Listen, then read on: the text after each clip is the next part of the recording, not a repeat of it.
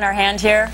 BlackBerry, some people call it the crackberry because you just can't get enough of it, right, Geraldo? Well, Dave Clark, actually, the executive producer of this show, is the first person to whom I heard that term? Addiction associated, yeah. And, you know, it was interesting. Just being in Iraq for the last 8 days, I didn't have my BlackBerry or anything to drink. I think I missed the drinking more than You did? BlackBerry. Well, that might be good to hear. However, we're about to meet some BlackBerry email addicts and somebody who's trying to help them. Marcia Egan has started rehab for email addicts. She joins us from Philadelphia. Also in Philly is Michelle Grace, a recovering email addict. Welcome to both of you, ladies. Thank you. Well, good morning. All right, so Michelle, let me start with you. If you are an email addict and this new 12-step program that Marcia's putting out, what's the first thing that you need to do? Do you have to stand up and say, my name is Michelle Grace and I'm an addict? I don't know that you have to take responsibility for it yourself.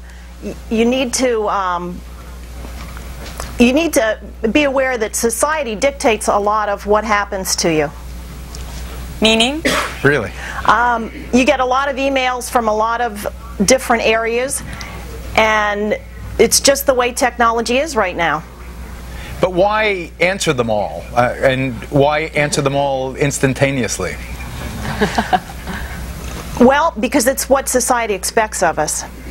Yeah, Marcia, isn't there sort of, there is an expectation now that in this world of technology, you know, I thought it personally for a long time. I got a BlackBerry last year. I have small kids at home. I'm trying to stay married to my husband and be in a good relationship. And I'm like, you know, I don't want this thing. Now I've succumbed to it because you almost feel the pressure in order to do your job correctly, you have to succumb to it.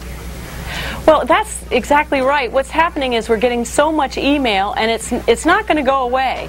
Email's increasing at least 10 to 20% a year, and so instead we can't avoid it like with some addictions. You know, if you're an alcoholic, you can stop drinking, but with email, you can't. So what we need to do is try and develop better habits around our email. And a lot of people have a lot of very interesting habits when it comes to email and BlackBerries. I'd like to hear Michelle's. I mean, what is the most obsessive that you become? I own a business. I'm a partner in a business, and we've recently sold it, so I have that facet of my life. I also belong to several professional organizations, so I have But I mean, in physical terms, I mean, do you pick it up right first thing when you get up in the morning? Do you not let it out of your hand? Not the first thing when I get up in the morning, but it's the very first thing that I do when I come into the office.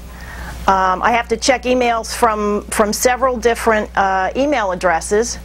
Does it affect your relationship with people? Do you neglect human contact?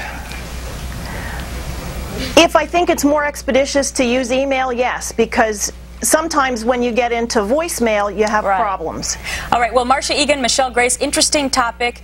You say that if it's urgent, you should make the phone call and not do the email anymore. Thanks for joining us this morning.